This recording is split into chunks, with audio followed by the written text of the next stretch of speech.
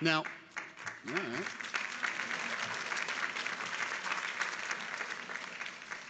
Now, a kooky uncle once said to me, "We should all stay in school as long as we can because the moment we graduate, we have to work every day for the rest of our lives." Now, that uncle was, a bit bitter. But he was not wrong. We all get to complain about the man, and we all have debts we got to pay, and we're all entitled to a day off to lay about. But the work that is called for, that we must do, has no expiration date. It is the construction of our more perfect union, and that job will never, ever be completed. It's one that requires rigorous attention, unfading wherewithal, and all hands.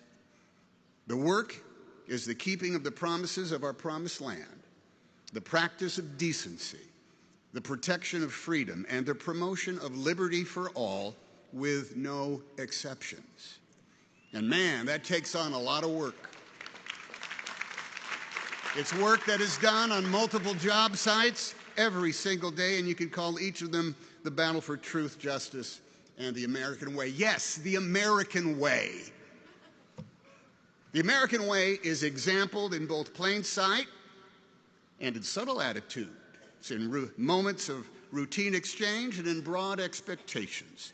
It's in places of historic weight and import and in the small spaces in which we all stand. The American way could be exampled when you respect the law and the rights of all, because if you don't, who will?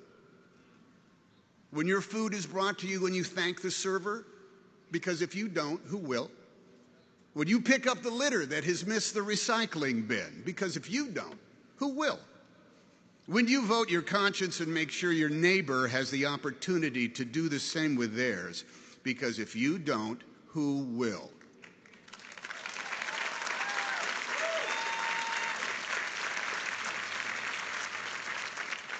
When you make good on your victories and learn from your losses, because both are the results of proud and noble efforts. If you don't, who will? The American way was first proposed not far from here, when subjects of a king demanded more control over their lives than that dictated by someone else's definition of providence.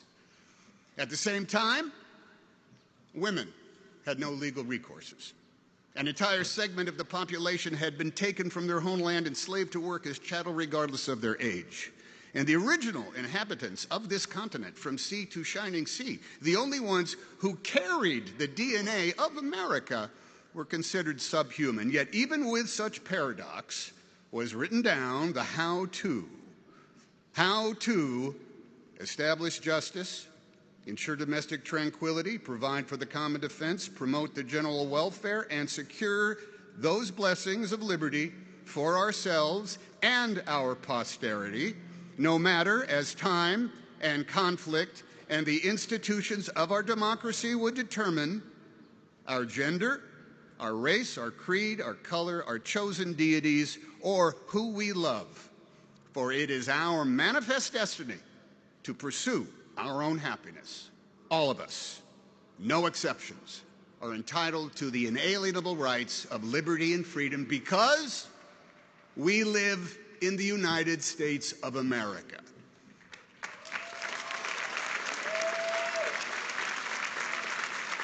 The vocabulary of the American way, of the law and the rights we share, is some part philosophical musing, some part answering a question with a question, some part trying to bowl us all over with your knowledge of Latin.